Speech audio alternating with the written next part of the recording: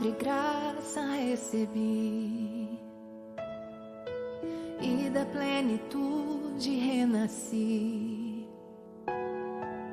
Quando atraído me encontrei no amor de Deus.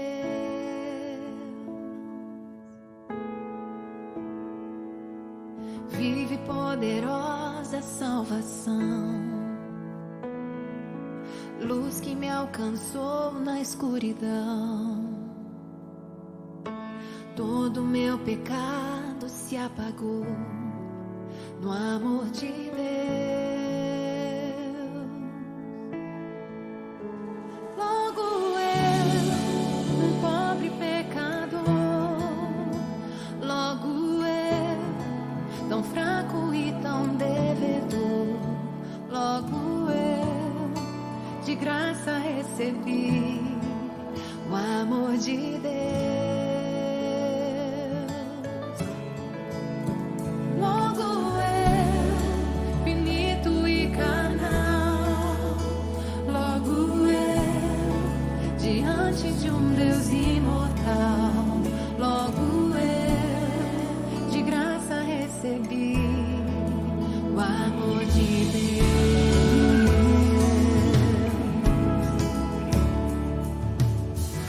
Sobre graça recebi, e da plenitude renasci.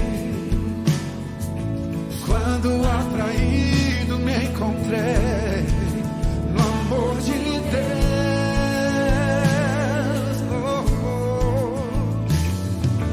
Viva e poderosa salvação,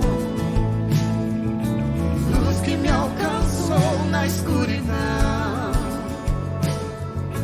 Todo meu pecado se apagou no amor de Deus.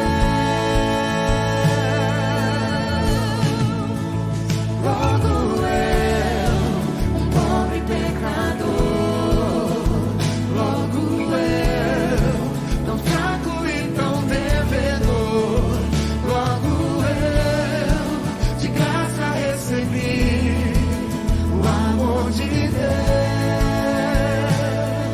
O amor de Deus. Logo eu, finito e carnal, logo eu, diante de um Deus imortal, logo eu, de graça recebi o amor de Deus.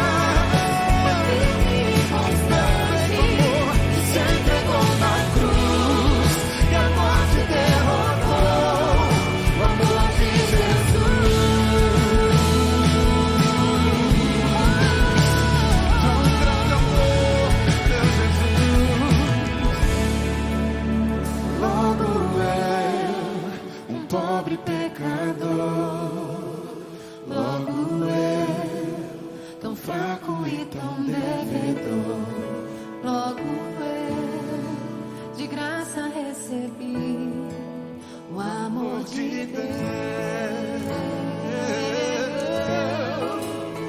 Logo eu, finito e carnal, logo eu, diante de um Deus imortal, logo eu, de graça recebi o amor de Deus.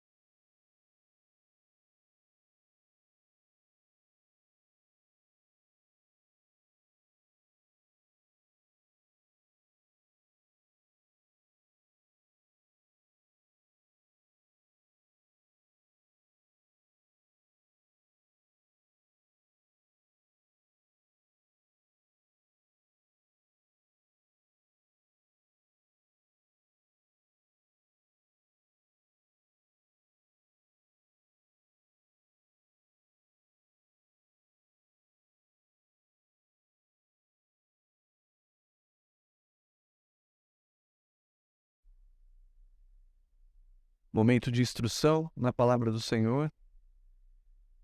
Agradeço a vida de cada um que está presente, uma alegria recebê-los aqui. Também nós iremos meditar na palavra de Deus neste momento. Saúdo aqueles que nos acompanham via internet, convidando-os para estar presente também nos cultos sempre que puderem. Atos capítulo 4, verso 32 a 35. Atos capítulo 4, versos 32 até o capítulo 6, verso 8.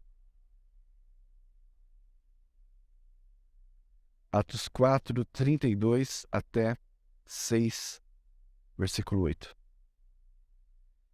Eu farei o seguinte, como uma exposição panorâmica, e é um texto longo, eu lerei as passagens e explicarei na sequência os pontos. Vamos orar? Pai, obrigado porque até aqui o Senhor já nos edificou através dos cânticos, da leitura e da oração. Agora que o Senhor também opere nos nossos corações inteligência para compreendermos e respondermos aquela pergunta: entendes o que tem ouvido? E respondamos positivamente.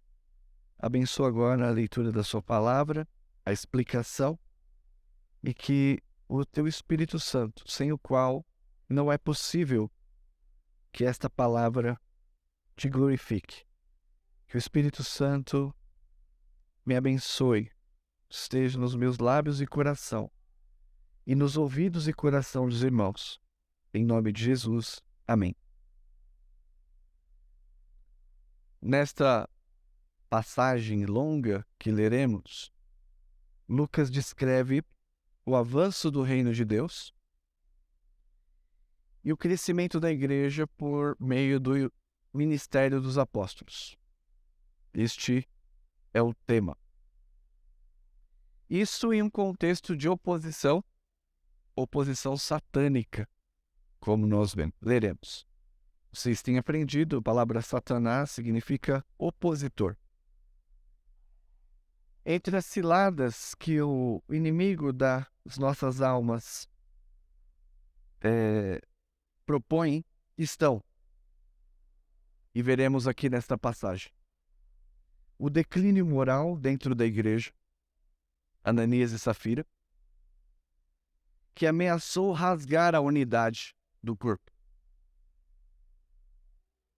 Outra ameaça, outra cilada, foi a perseguição dos apóstolos, aos apóstolos, que visava intimidar a proclamação.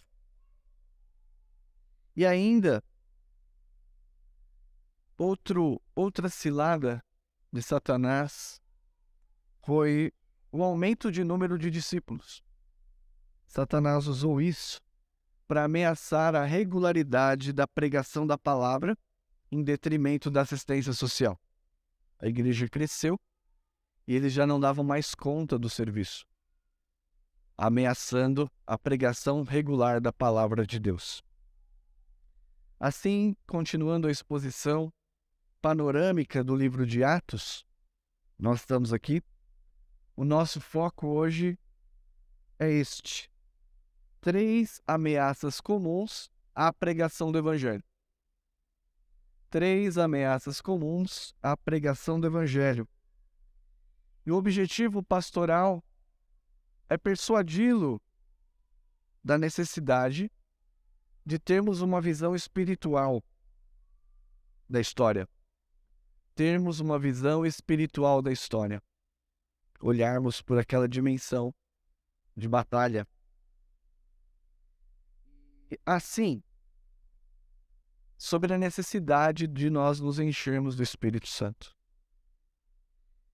E precisando e dependendo totalmente da assistência dele. Então este é o propósito. Que vocês tenham uma visão ampliada da história, numa dimensão espiritual, e também da necessidade de encher-nos do Espírito para a continuidade desse ministério.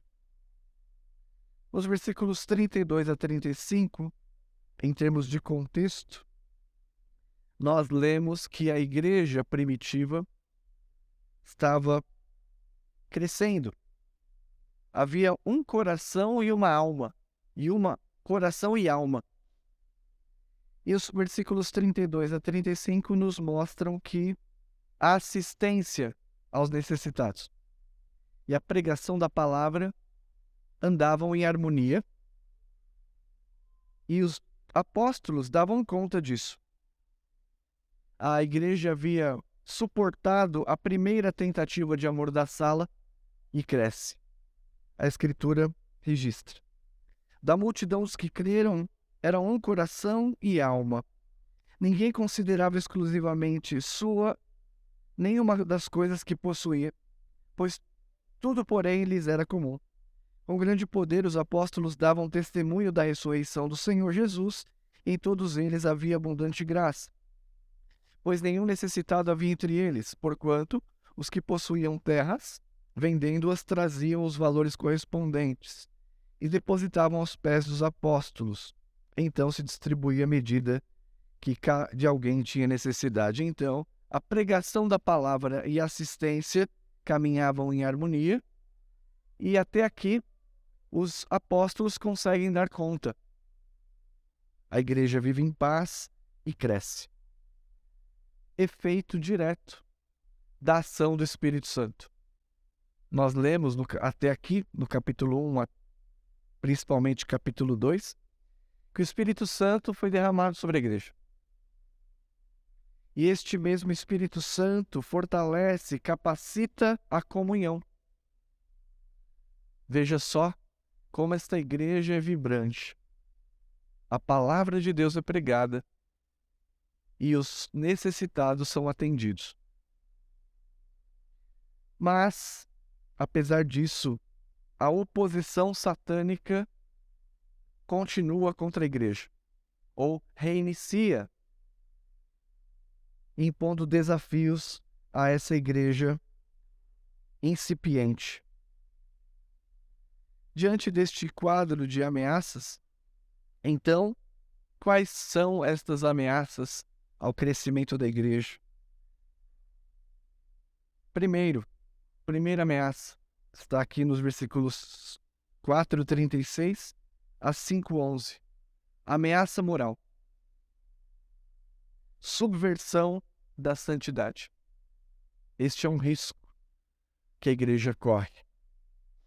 De pecados ocultos dos crentes em individual, que prejudicam não só a comunhão, como também impedem o desenvolvimento da igreja. Aqueles pecados que talvez as pessoas não saibam, mas Deus sabe.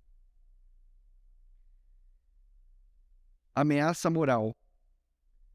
Versículos 36 e 37, conectado aos versículos anteriores acerca das ofertas, lemos: José, a quem os apóstolos deram o sobrenome Barnabé, que quer dizer filho de exortação, levita natural de Chipre, como se tivesse um campo vendendo, trouxe o preço e depositou aos pés dos apóstolos. Veja só a prática de Barnabé, a disposição do seu coração. Sincero, voluntário e proporcional à necessidade. Esta era a prática comum de uma parte da igreja. Sinceridade, voluntariedade e proporcionalidade à necessidade. Mas Lucas registra aqui a ameaça que estava na igreja também. Nos versículos 1 a 11, temos a prática de Ananias e Safira, que pode ser resumida como hipocrisia, mentira e avareza. Ou seja, um exemplo oposto a Barnabé. E essas disposições compõem muitas vezes a igreja. Os Barnabés e os Ananias e Safiras, talvez Ananias e Safira num número bem reduzido, mas que podem prejudicar o desenvolvimento da igreja e o desenvolvimento do crescimento da palavra de Deus. Leiamos. Entretanto, certo homem chamado Ananias, com sua mulher Safira, vendeu uma propriedade, mas, de acordo com sua mulher, reteve parte do preço e, levando o restante, depositou aos pés dos apóstolos. Então disse Pedro: Ananias, por que encheu Satanás o teu coração, para mentires ao Espírito Santo, reservando parte do valor do campo? Conservando-o, porventura não seria teu? E vendido não estaria em teu poder? Como, pois, assentaste no teu coração este desígnio? Não mentiste a homens, mas a Deus. Ouvindo essas palavras, Ananias caiu e expirou, sobrevindo grande temor a todos os ouvintes. Marque bem esse versículo 5. Sobrevindo grande temor a todos os ouvintes. Levantando-se os moços, cobriram-lhe o corpo e, levando-o, sepultaram. Quase 3 horas depois, entrou uma mulher de Ananias, não sabendo o que acontecera. Então Pedro dirigiu-se a ela e perguntou-lhe: Dize-me, vendestes, portanto, aquela terra? Ela respondeu: Sim, portanto. Tornou-lhe Pedro: Por que entrastes em acordo para tentar o Espírito do Senhor? Eis aí a porta os pés dos que sepultaram teu marido. Eles também te levarão. No mesmo instante, caiu ela aos pés de Pedro e morreu. Entrando os moços, acharam-na morta, levando-a, sepultaram-na junto do marido. E sobreveio grande temor à igreja e a todos quantos ouviram as notícias destes acontecimentos. Ameaça moral. O pecado oculto na igreja. A raiz do pecado, qual foi?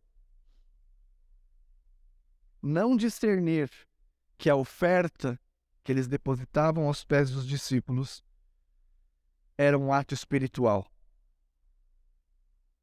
Era um ato em relação a Deus e não para agradar homens.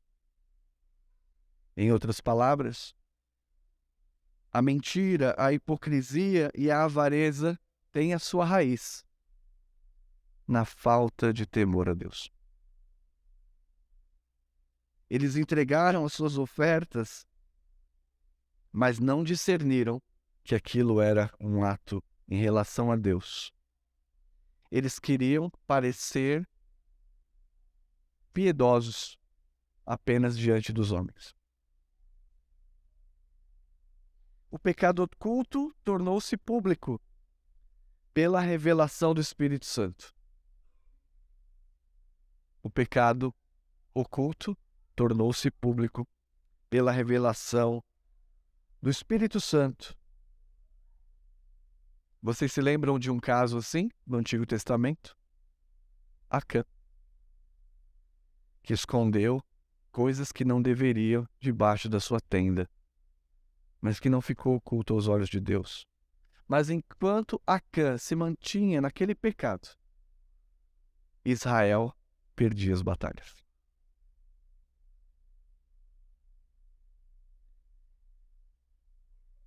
Compartilhar bens, nós aprendemos aqui, é proporcional à necessidade do momento e é voluntário. Barnabé entregou o que tinha proporcionalmente, voluntariamente, com sinceridade.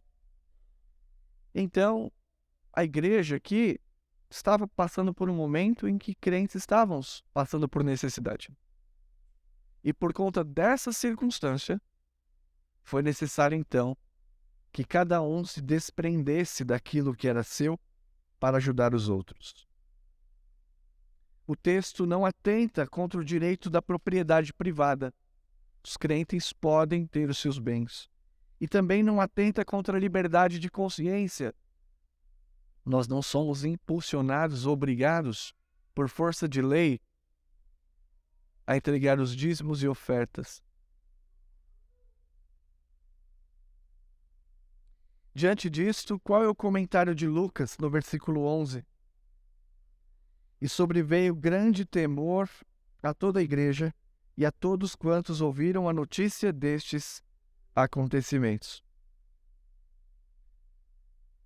O próprio Espírito Santo de Deus aplicou a disciplina ao pecado oculto. Não foi Pedro, foi o Espírito Santo de Deus. A ameaça moral de subversão, de contaminação da igreja. E o Espírito Santo então disciplina aquele casal com morte.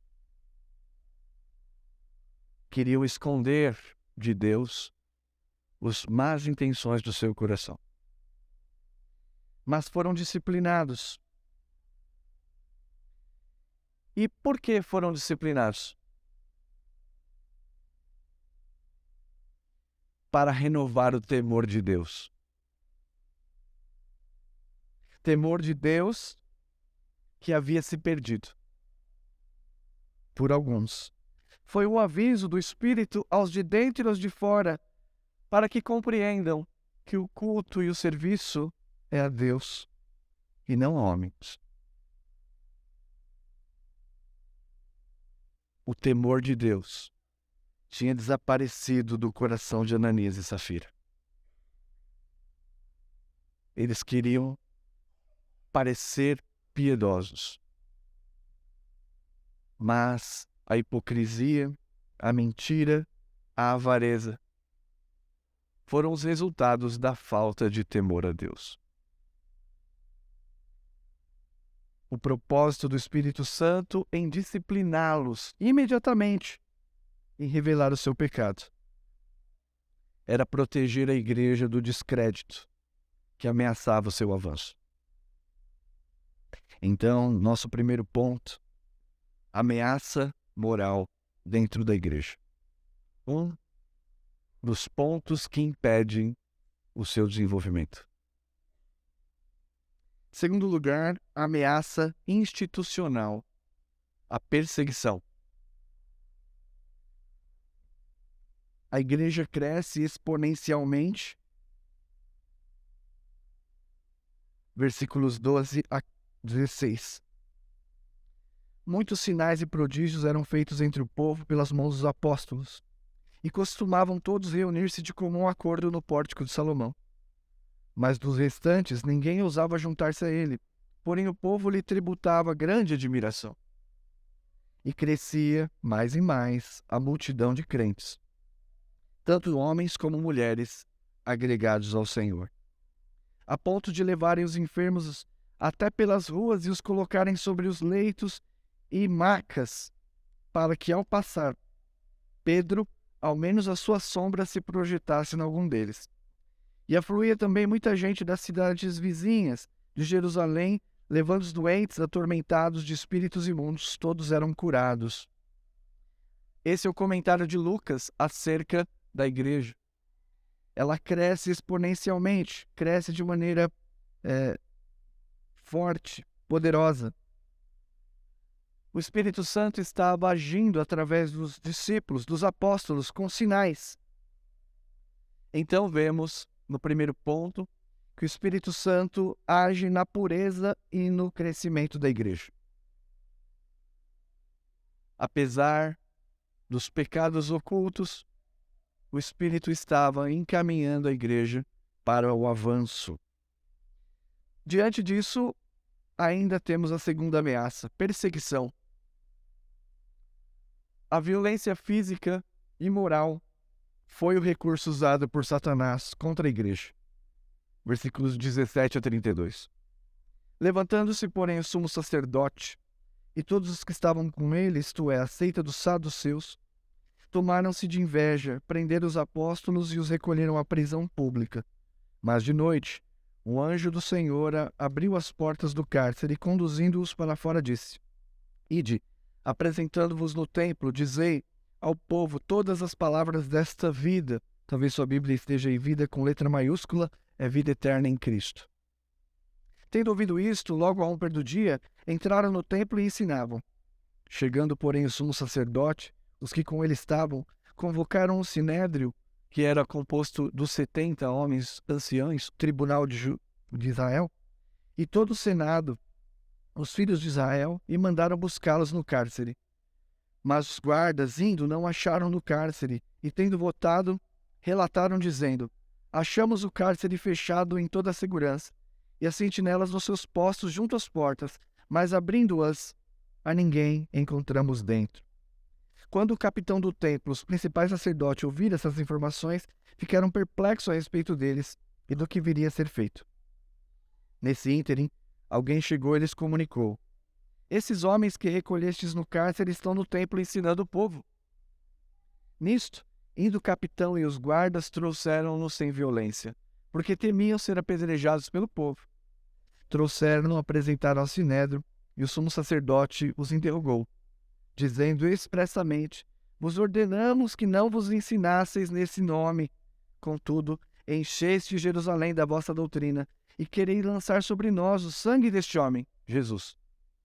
Então Pedro e os demais apóstolos, porque eles prenderam todos os apóstolos dessa vez, disseram: antes importa obedecer a Deus do que aos homens.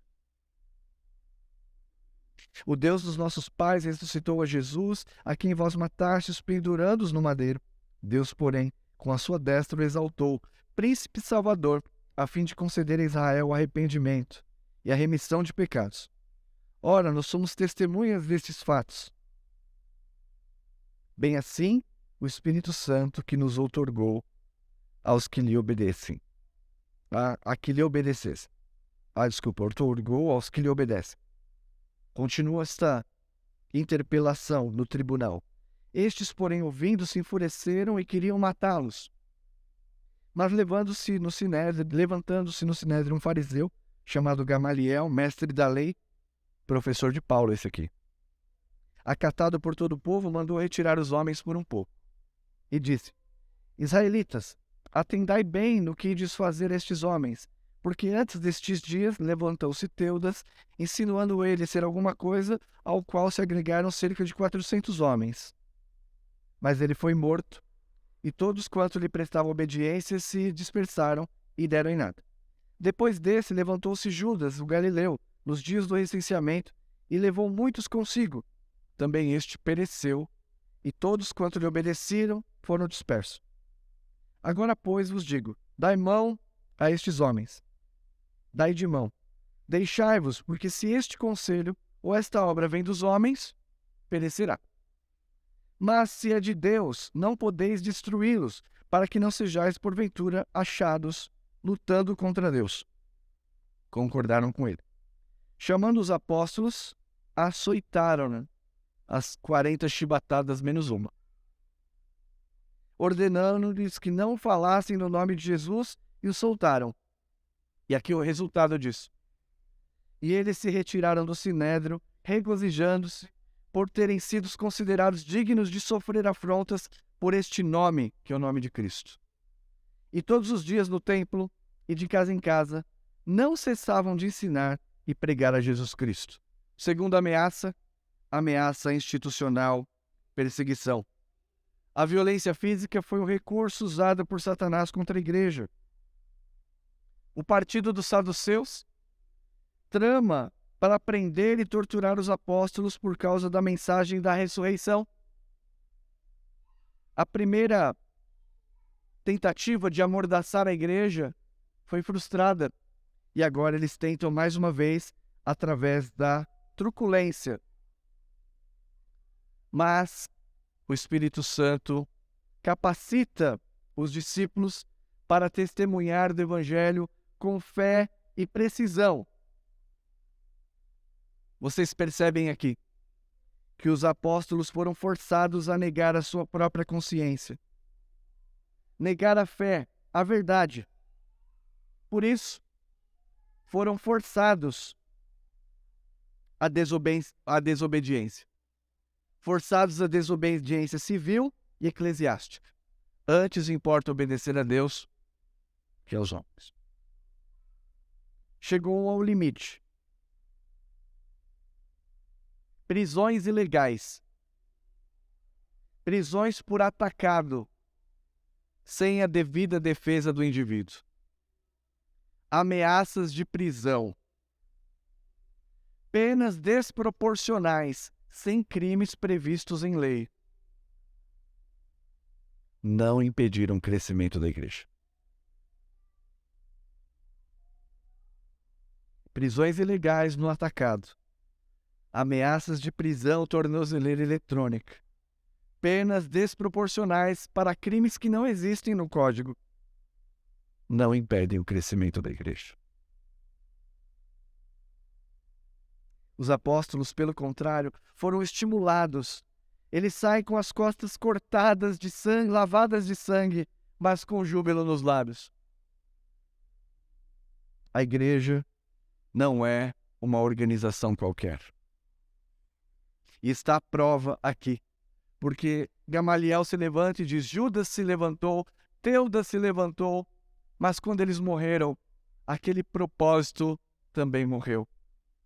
E se for propósito de Deus que esta mensagem se propague, vocês não poderão contê-la. E o que nós estamos fazendo aqui hoje? Pregando o mesmo Cristo ressuscitado. Portanto, esta mensagem só pode ser de Deus. A igreja não é uma organização humana, como o partido de Judas, como o partido de Teudas. A igreja é de Deus, suprida com o poder irresistível do Espírito Santo. Como afirmou Tertuliano, não combinei com o Renato. Tertuliano, no 3º século, disse: o século mais severo na perseguição dos cristãos tornou-se institucional. Ele disse: o sangue dos mártires é a semente da igreja. A ameaça moral, o Espírito Santo disciplina e purifica a igreja, e ela caminha. A ameaça física, institucional, o Espírito Santo capacita os discípulos para tomarem as chibatadas e ainda assim saírem com contentamento e alegria na alma, porque a obra é de Deus. E o terceiro, mais sutil, mas não menos perigoso, a ameaça ministerial. A distração na igreja. A comunhão estava ameaçada. Nós lemos nos versículos 42 em diante, 32 até 35, que a igreja caminhava bem, o ministério da palavra e o ministério da assistência estavam em harmonia, mas a partir daqui, mais uma ameaça. A comunhão estava ameaçada de rasgar-se. Como Israel no deserto, surge murmuração entre partidos. O partido dos judeus, de língua, falavam aramaico, e o partido dos judeus que tinham língua grega. Eles já não se davam muito bem naturalmente.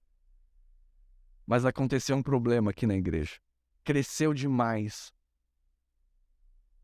E os apóstolos não conseguem mais dar conta da assistência. A tentação para que o ministério da palavra seja interrompido. Leiamos, capítulo 6, de 1 a 7.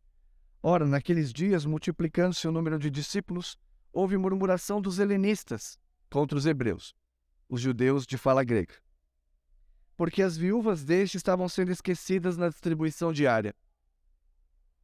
Seria assim hoje. Por que o conselho atende um e não atende a outro? Então os 12 convocaram a comunidade dos discípulos e disseram: não é razoável que abandonemos a palavra de Deus para servir às mesas. Eles tiveram que fazer uma escolha. Mas, irmãos, escolhei dentre vós 7 homens de boa reputação, cheios do espírito e de sabedoria, aos quais encarregaremos deste serviço. E quanto a nós, nos consagraremos à oração e ao ministério da palavra. O parecer agradou a toda a comunidade e elegeram Estevão, homem cheio de fé do Espírito Santo, Filipe, Prócoro, Nicanor, Timão, Parmenas, Nicolau, prosélito de Antioquia. Apresentaram-no perante os apóstolos e estes, orando, impuseram as mãos. Qual o resultado? Crescia a palavra de Deus e em Jerusalém se multiplicava o número dos discípulos. Também muitíssimos sacerdotes obedeciam à fé. De um lado, a oposição satânica, implementando suas ciladas para interromper o crescimento da igreja.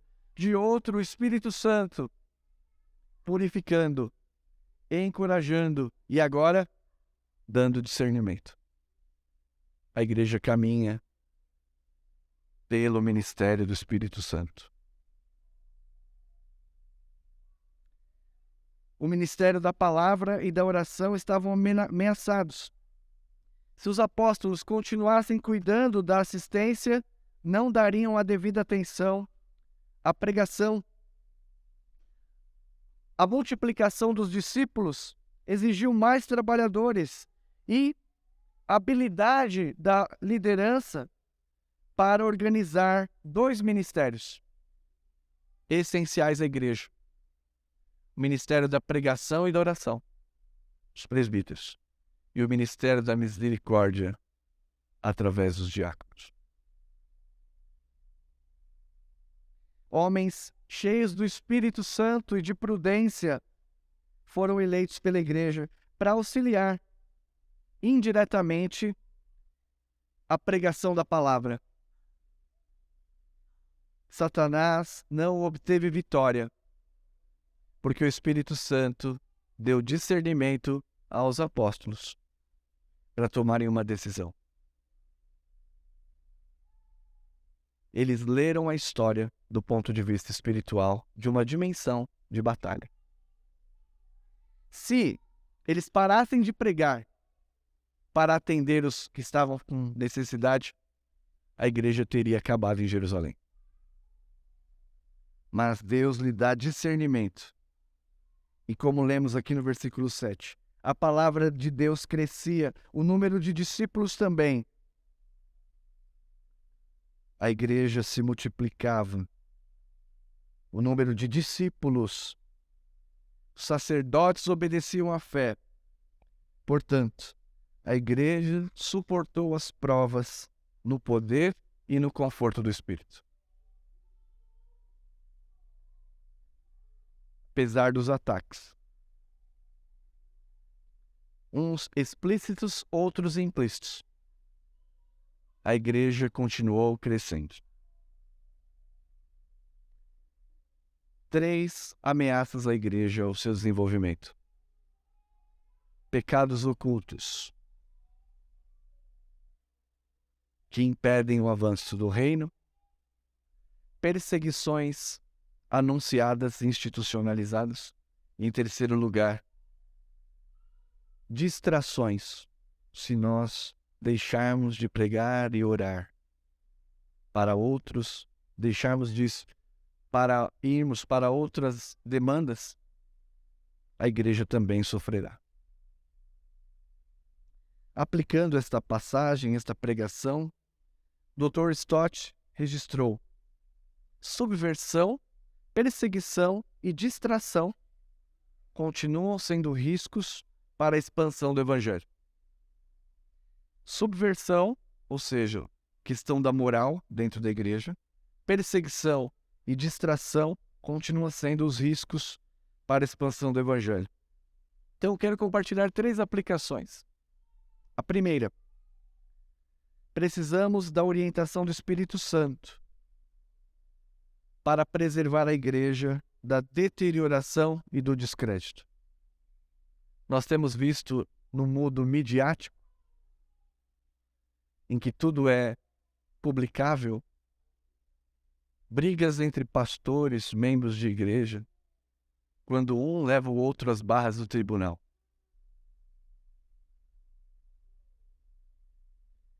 Nós precisamos, irmãs e irmãos, preservar a igreja da deterioração e descrédito Mas quem pode fazer isto? O Espírito Santo. Deus tem nos abençoado. Se você olhar daqui, você vai ver que muita gente faltou hoje. Tô brincando, tá? Graças a Deus. Senão eu não ia dar conta aqui, muita gente.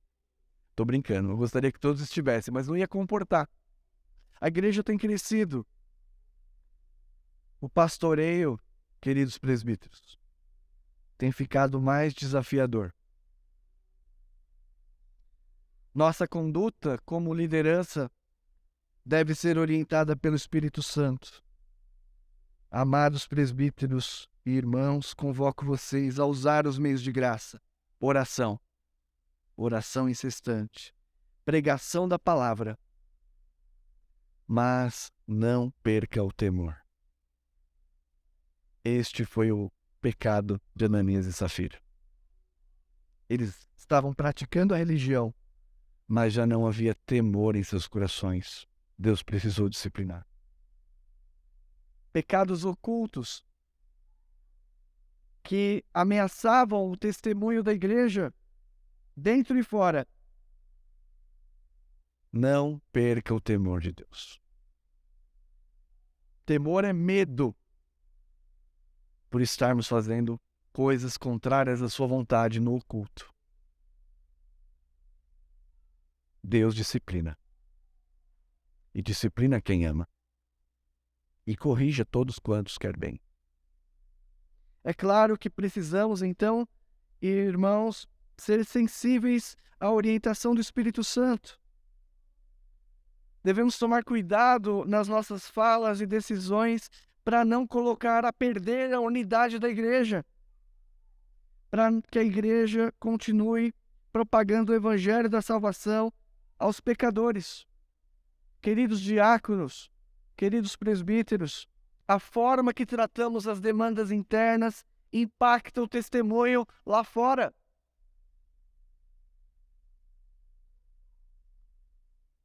Os vizinhos às vezes ficam confusos aqui, que só vê a nossa igreja abrir uma vez na semana. Não sabe nem que tem igreja aqui. E de domingo, todo mundo fica sem vaga aqui do lado. Esses carros saíram de onde? Olha os carros dos crentes ali. Nós estamos impactando os de fora com a forma que tratamos nossas demandas internas. Orientação do Espírito para que a igreja não se deteriore e caia no descrédito os de fora. Que o Senhor sempre conduza a sua vida e o governo da igreja de Deus. Segundo, precisamos da capacitação do Espírito Santo para testemunhar de Jesus Cristo. Como acho que foi o Renato que orou, a igreja sempre foi perseguida. Ora mais, ora menos. Naquele momento, qual era a mensagem rejeitada pelo status quo religioso? Ali, na figura dos saduceus. A ressurreição. Eles não acreditavam na ressurreição do corpo. E o que os apóstolos estão pregando? Que Cristo ressuscitou e que todo aquele que nele crê também ressuscitará. Essa mensagem não agradou o status quo religioso. Mas veja só como é a perseguição. Os fariseus perseguiram a Jesus por quê? Por causa da sua interpretação da lei. Porque ele admitia, no fim, ser o Filho de Deus. Esse foi o motivo da perseguição de Jesus. O partido dos saduceus, por sua vez, trama prender e torturar os discípulos. Por quê? Por causa da mensagem de ressurreição. Mais uma vez, o Evangelho confronta o status quo religioso, o status quo do pensamento da época. E hoje? O que não podemos pregar?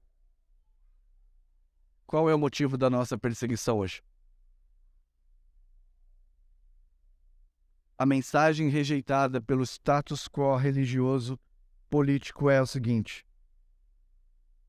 não aceitam que Jesus é o único em quem há salvação. Porque debaixo do céu nem sobre a terra. Nenhum outro nome há entre os homens, pelo qual importa que sejamos salvos. Não há nenhum outro, não há nenhum outro. E isso está registrado no nosso livro sagrado, que até então é preservado na Constituição brasileira. Este é o motivo pelo qual seremos perseguidos.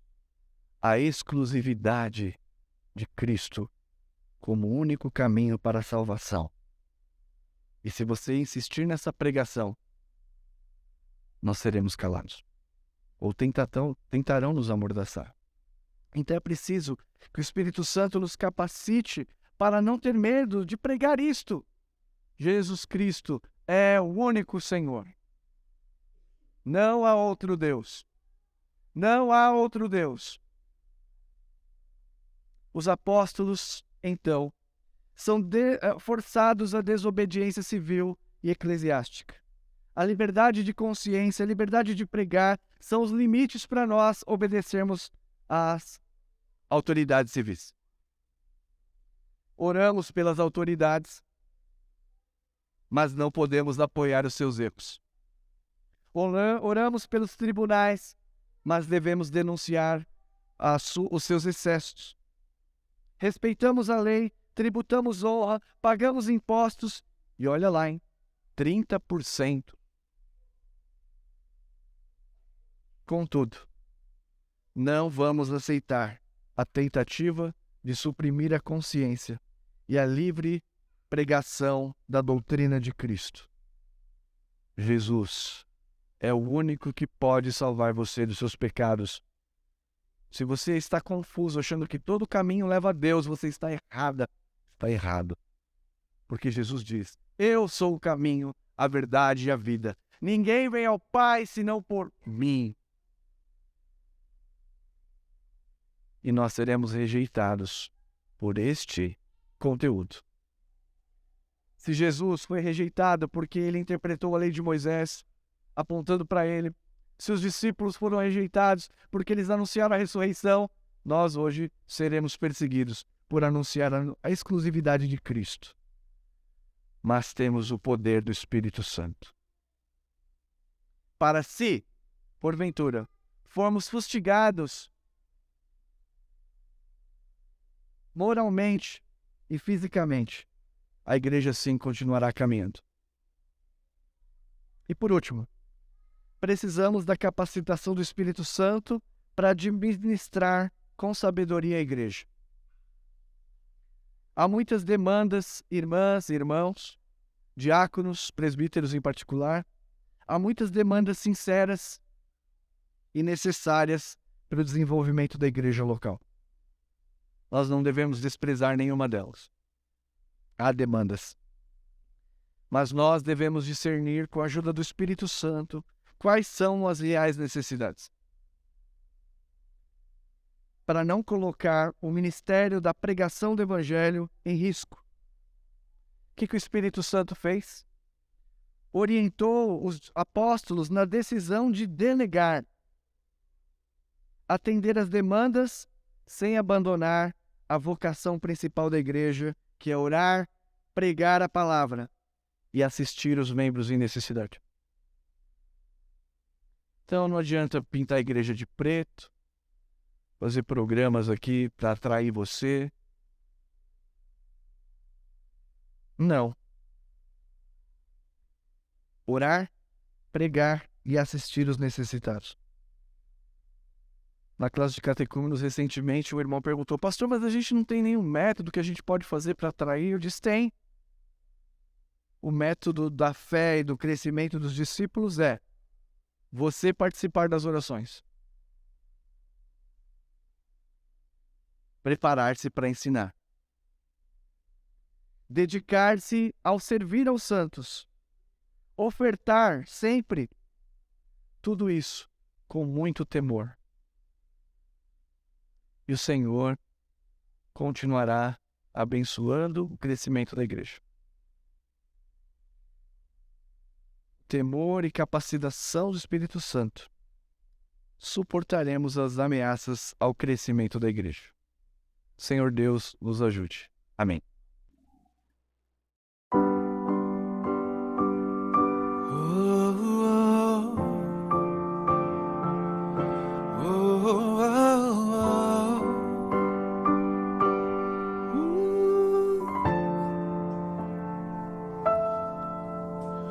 Seja engrandecido, ó Deus da minha vida.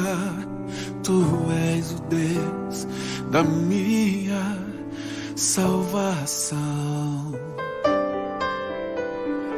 És a minha rocha, a minha segurança.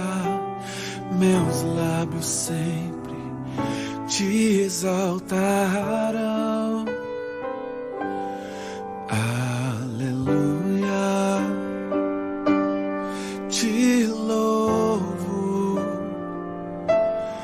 pois sei que sobre todos és Senhor. Aleluia, te louvo, pois sei que sobre todos és Senhor. Seja engrandecido, ó Deus da minha vida. Tu és o Deus da minha salvação. A minha salvação. És a minha rocha, a minha segurança. Meus lábios sempre te exaltarão. Aleluia, te louvo, pois sei que sobre todos és Senhor. Aleluia, te louvo, pois sei que sobre todos és